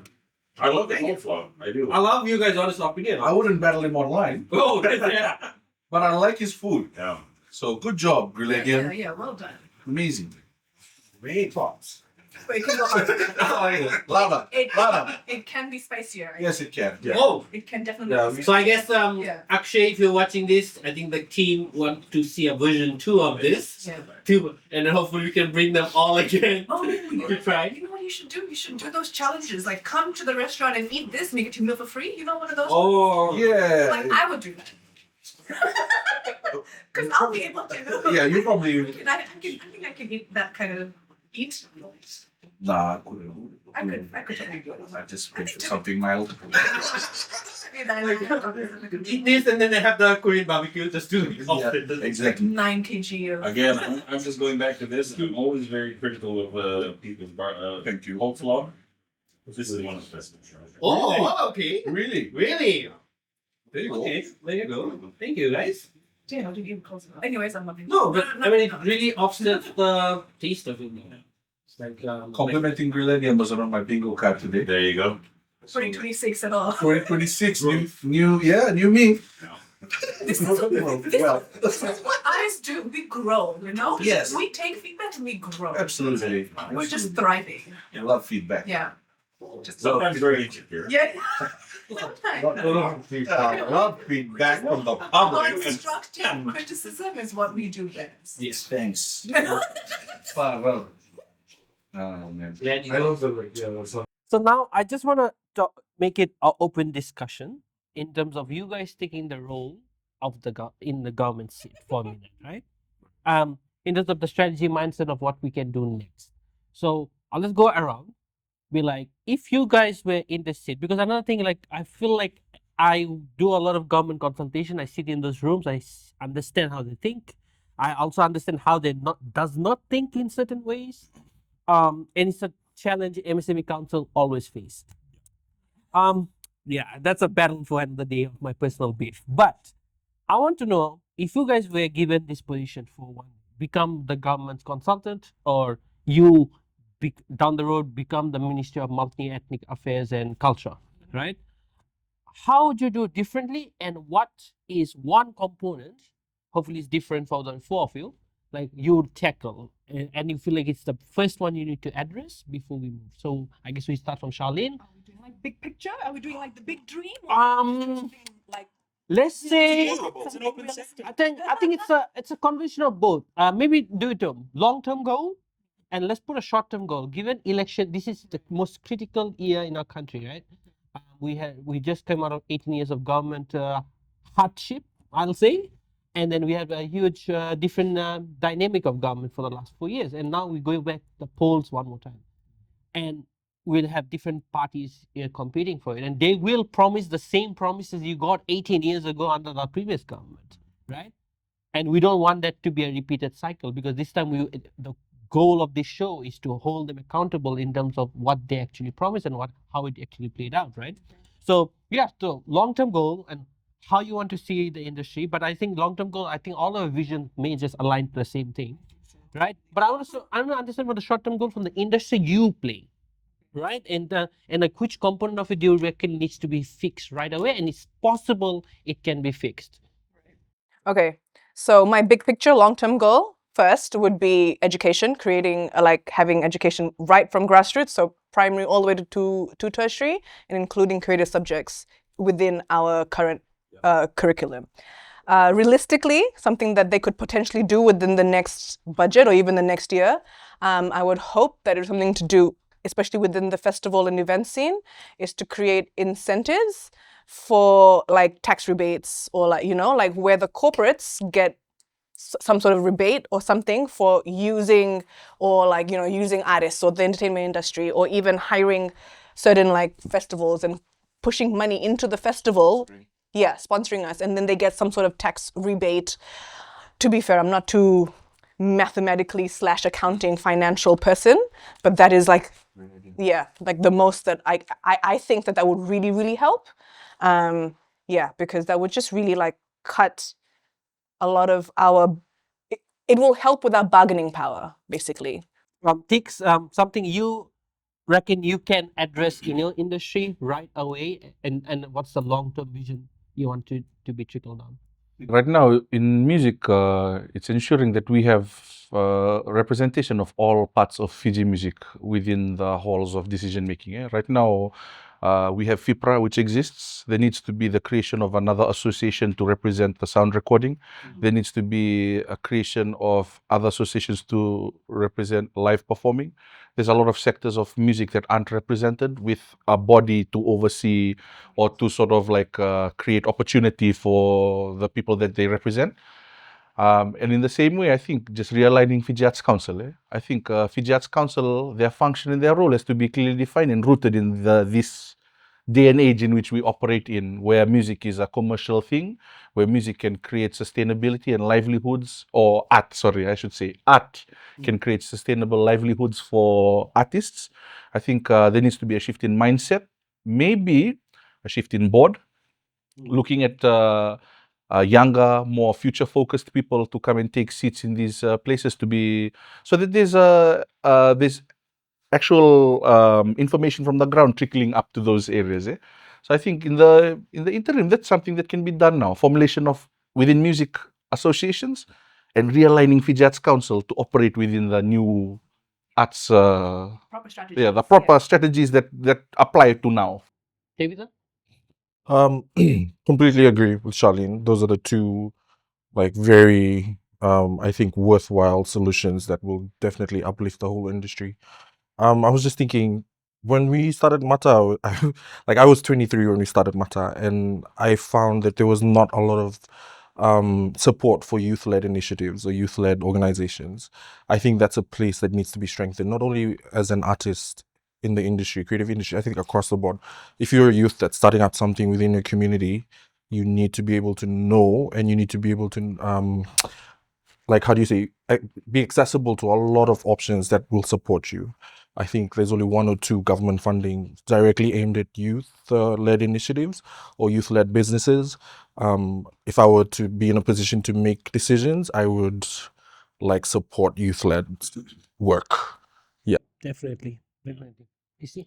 I think for me, I'm just going to take it back to the grassroots with what Charlene had said. And I think this is a very tangible 100 days, first 100 days plan where you could have policy. I mean, we're already having the review of the Education Act, right? Something that's been going on something that's been in place for the last how many decades? Yes. And so if we're having that discussion now, I think this is definitely something that could be reviewed where the arts is, and the arts curriculum could be then integrated into that. So I think this is the proper time to be having it, especially if we're having, elections around the corner. This is definitely something that could be achievable within the first 100 days. And what about non-artistic and creative industry? What kind of role and partnership they can play? So one of the example I can think of is that tour operators, event planning businesses, they can actually work with some of these artists, right? In terms of like, I can think of Fringe. If I'm an event organizer, I can always reach out to Fringe. I know you're an event organizer yourself, but then the thing is like, if I'm like doing weddings and stuff, maybe I can tap it into your network. Hey, can I get some couple of two singers and then maybe some dance packages so they can do during the engagement time. Corporate guys can always, I mean, Mata and Vo have always been selected, but then what about those who does not have the budget of that kind? They can also tap into the other artists to give them that opportunity. What kind of market industry approach support network, or do you think also we can help the creative industry?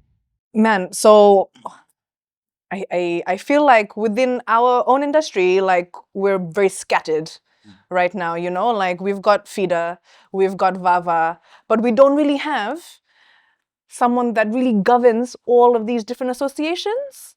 And we don't have a body that we come together and we're just like, we know what we're going to do in the next 5 years. Like strategically, this is the next 5 years of the arts in Fiji, whether it's in music or in dance or in theater or whatever, you know, there's no one. And I feel like that's what the Fiji Arts Council Absolutely. should be doing. Absolutely. That's their role. But right now, I just don't see that happening.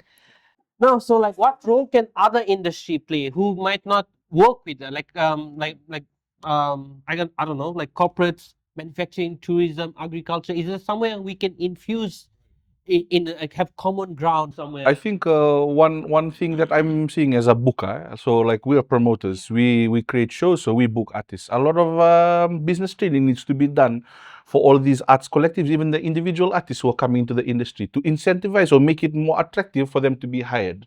Things like VAT registration, things like becoming compliant, these kinds of things incentivize the person who is booking you.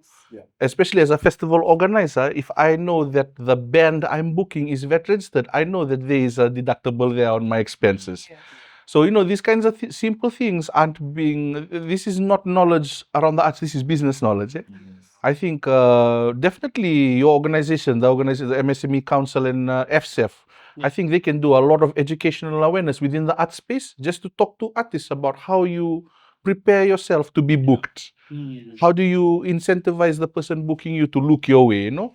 So right now, especially for us who organize, there's not a lot of deductible expenses that we can do from the artist end. A lot of the stuff that we can claim VAT for is stuff like the venue, the PA, and all that stuff. But the artists themselves aren't set up to make them attractive to be booked. Yes, I agree. No, but like I'm just thinking like in terms of actually like producing the art, like with singers and dancers, our art is our body, like it's literally within us, like as opposed to someone who's creating a painting and yeah. So there's always that sort of intangible, like, you know, the art is not really like a physical thing except for it being presented with from the body.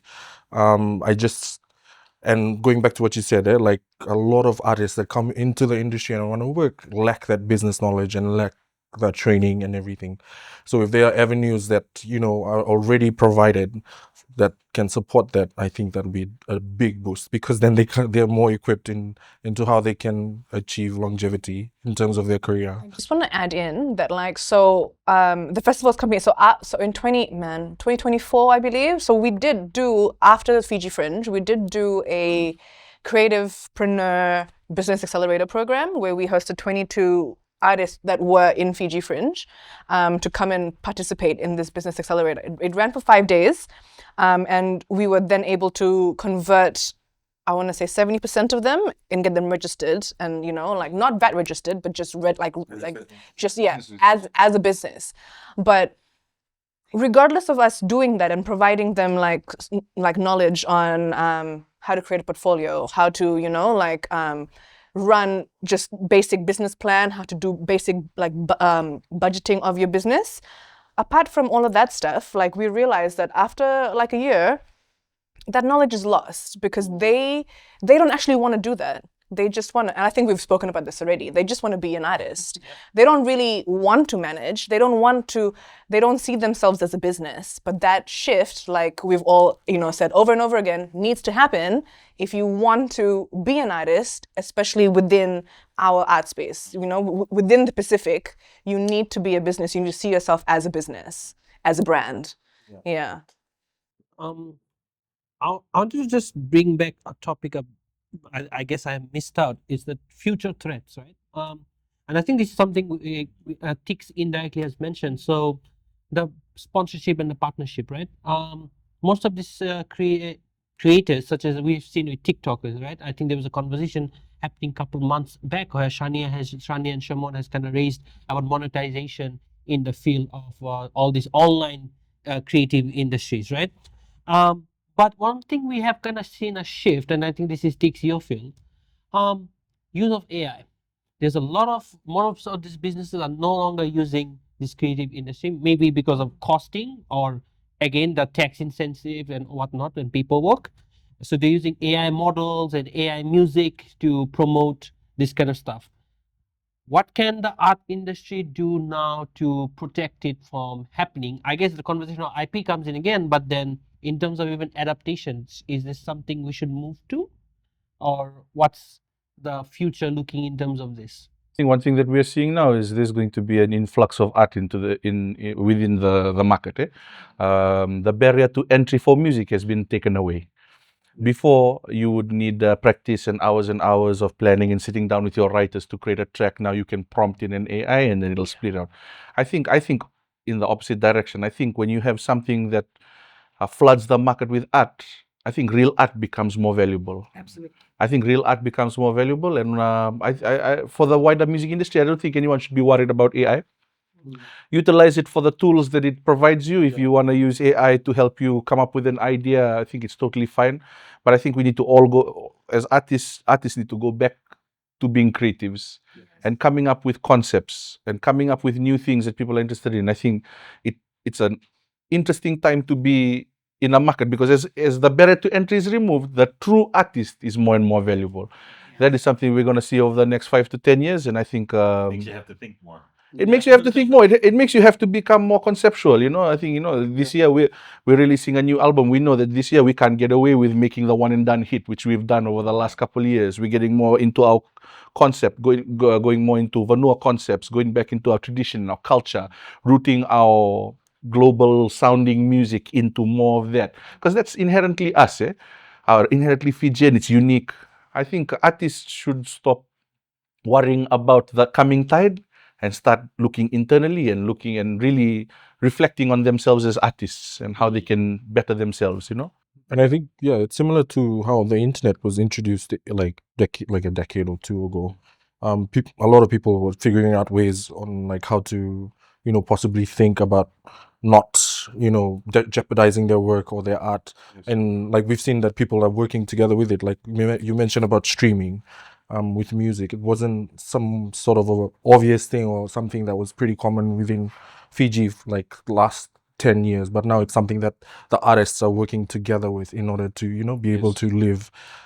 So yeah, I think with the introduction of AI, he mentioned, you just have to learn to work with the changing times. There's no escaping it. Yeah.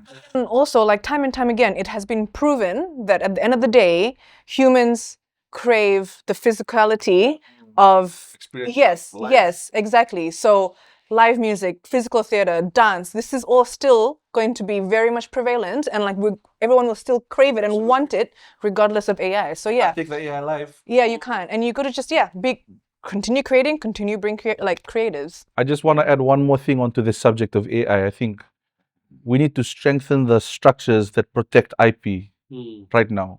We are already seeing a couple of songs, or we saw a couple of songs that went really viral in the end of last year, which were very close to actual songs written by human writers. So, and there was even another song that was released by one of these artists who was having a beef with another local artist, and he took the person's melody and folded it into an AI composition.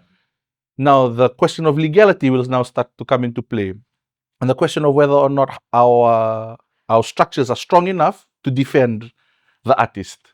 So we have to make sure that these structures, or FIPRA, or whoever is there to defend the composer's rights, are well equipped to deal with the coming tide. Whether or not they are right now, I can't tell you if that's already underfoot, but it's going to be the reality for the next 5 to 10 years. They need to get their beep together.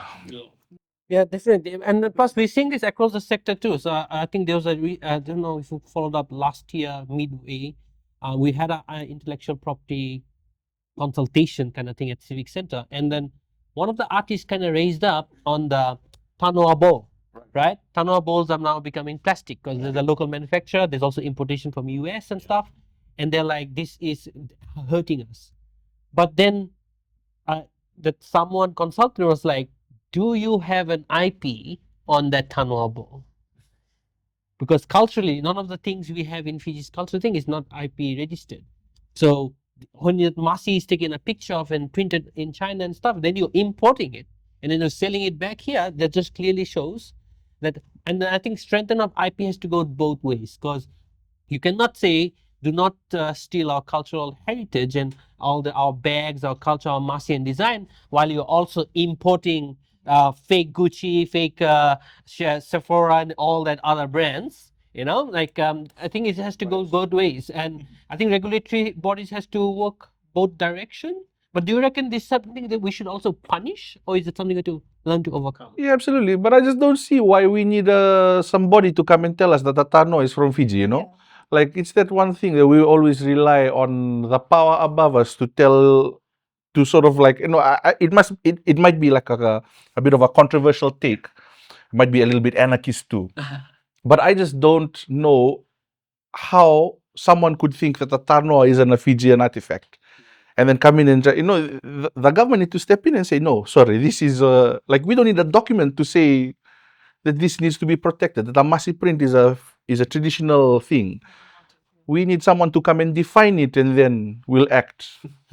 It's like, somebody is stealing from your house, but you'll gladly watch them until someone tells you that person is stealing or what, Yeah, but I think this is what's been happening, like over the last however many years, like the reliance on someone else is going to figure this out, and like hopefully that stops. If we're already having difficulty with this, one of our biggest industries in the country, kava, is not even covered under intellectual property. If that, which is one of the biggest industries, is not even covered, we're at the bottom of the barrel right now.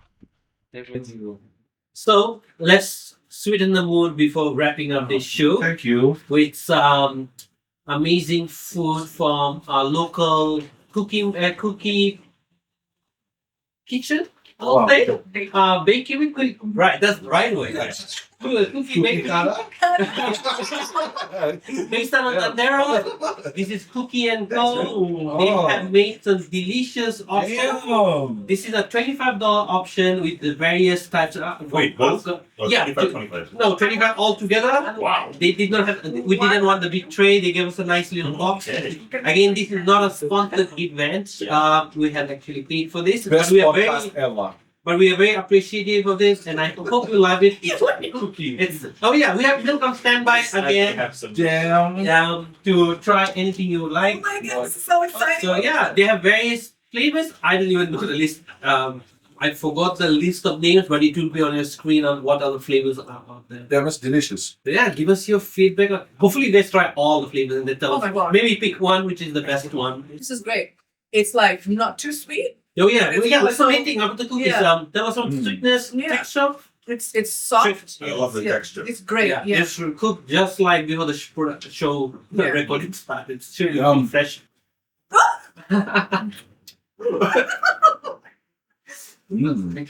Just gonna put all of this tissue. I need to send a very quick text. So, what are these? Are these Doesn't mean donut balls or? Donut balls. you're a Those donut do it ball. on.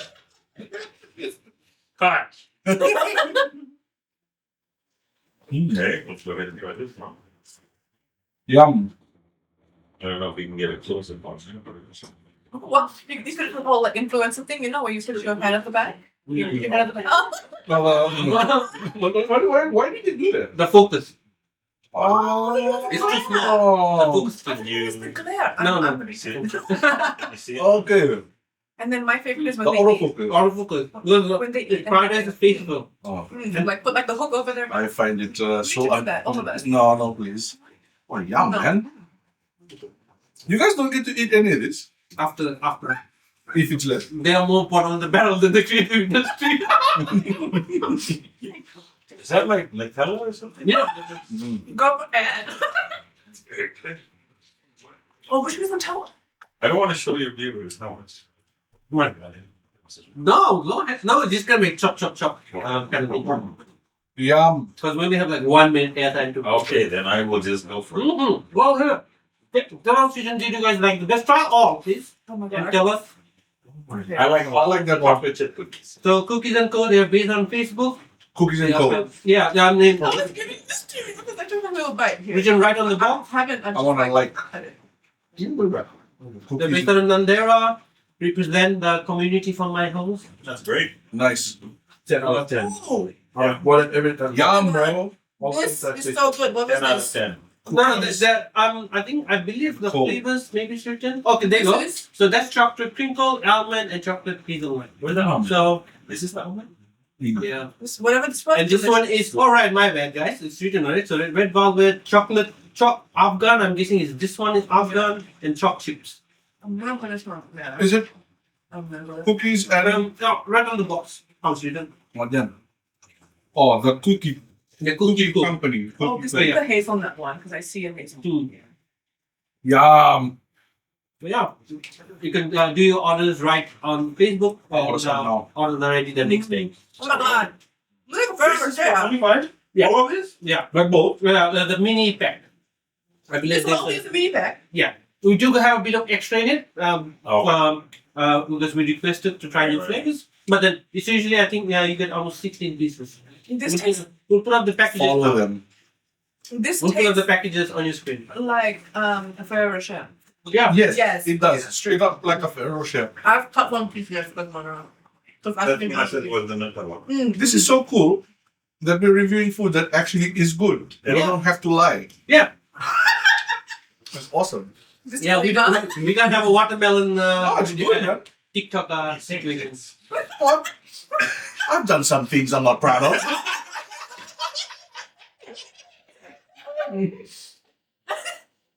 I've sold my soul. Good. Yum. Put that in the post. You're gonna get a hiding from the wife. Can you shut your mouth on the This is national like halwa. TV? Oh, what? It tastes like halwa. What? Really? Yeah, yeah. There's the almond one as you? It tastes like halwa. Yeah. This one has this now. Sorry, I don't like little breaks because No, that's fine. We can all try it. Guys, you as well. Come. Thank you. Okay, if you go, it's going. All right, boys. you do that. Yeah, just try all flavors. And, maybe try all flavors, you guys, and then tell us which one you like the best. Well, I can't decide between those two. I like the Ferrero Rocher one. Okay, What so is it? that one was the That's the dark brown. the chocolate hazelnut. Yeah, see. That's I delicious. also really like the chocolate crinkle, which was this one. One of the white. White sugar powder. Yeah. And then how? Oh, crinkle, you missed out on the chocolate chip one. Oh, Well, changing our lives before we came here. Artists are healthy. We're very healthy people. Look at the artist, not the man. The executive producers are honest. You guys train. The ifis don't train. The dancers. so Lovely. great. So yeah, do give them a follow on social media. Just did. Right. I guess final question. I usually let our speakers say one last thing. Yeah. What we need to take to the government, usually to the ministers in relevant or the authority in power. Like one comment from your guys' personal feeling from the industry you guys come, like in terms of what that message is going to be for them in terms of the election that's coming up. And once this episode goes live, and I hope they reach out to you for proper consultation in what way they can help out. So, see, we're gonna start with you this time. What is one message you want to give, even to the people and the artists who are looking, because there might be artists out there who look up to you guys, and then they might be finding the same difficulty. But what's the words of encouragement from you? No, that's all right. I'll talk to the government. I always get you on social media. Talk to them.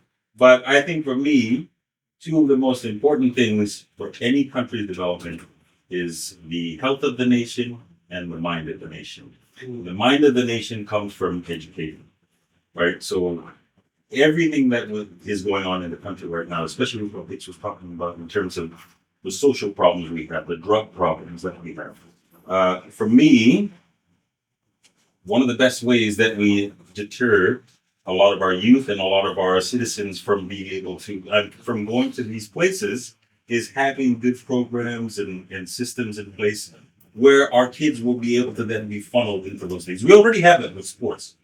Now, if we can do that with arts as well, and the multifaceted places where you can, whether that's in dance, whether that's in theater, whether that's in film, whether that's in music.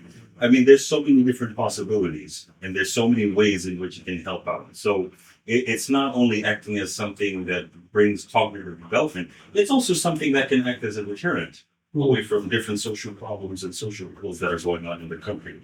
So I would highly recommend the government of the day to implement arts education as quick as possible, possibly in the first 100 days program.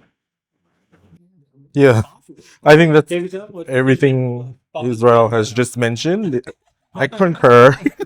but yes, I think if I were to speak to government, given the opportunity, I think it's just really making sure that they understand the value of what we can bring to the economy, to each and every individual Fijian every single day for the next how many years. With the work is being done, artists are putting in the work, results are showing and starting to show. I think it's just like, yeah, possibly asking them as well, like what else? Like what else is there to do? What else do we have to prove in order for this to make you realize that it's working for us? Yeah. Yeah. Yeah, I think from the event organizer perspective, from the music label perspective, maybe just remind the government not to forget about the locals. Not to forget about your local operator, the person who is grinding in Fiji, from Fiji, grinding in Fiji, all the incomes kept in Fiji. To remember that our arts industry is also full of young entrepreneurs who are working really hard every day to make things work for our arts industry, and hopefully they can start to actually put together plans to incentivize this work that we do, make it a lot easier for us to operate, not harder. Love your local. Yeah, love your Love your local. locals. As you say, love your locals. Yeah. And Charlene, Man, I think that all I need to say is that arts is a career, sustainable career, and it's a great pathway, and it's not something that is put in place as a hobby. I think that time and time again, not only within the Pacific, but globally, it has been proven that the arts saves lives. Believe in us, support us, and we will support you like tenfold. Yeah. I guess, guys, thank you all for coming for this amazing conversation. Thank you. Thank you. I hope the DB show can take this up to the relevant ministries and authorities and push this conversation further, moving towards election. And for the public, I hope you love the conversation we had with this amazing artist. You can always reach out to them if you want to get into knowing what they do more. And on behalf of the DB show, that's the wrap.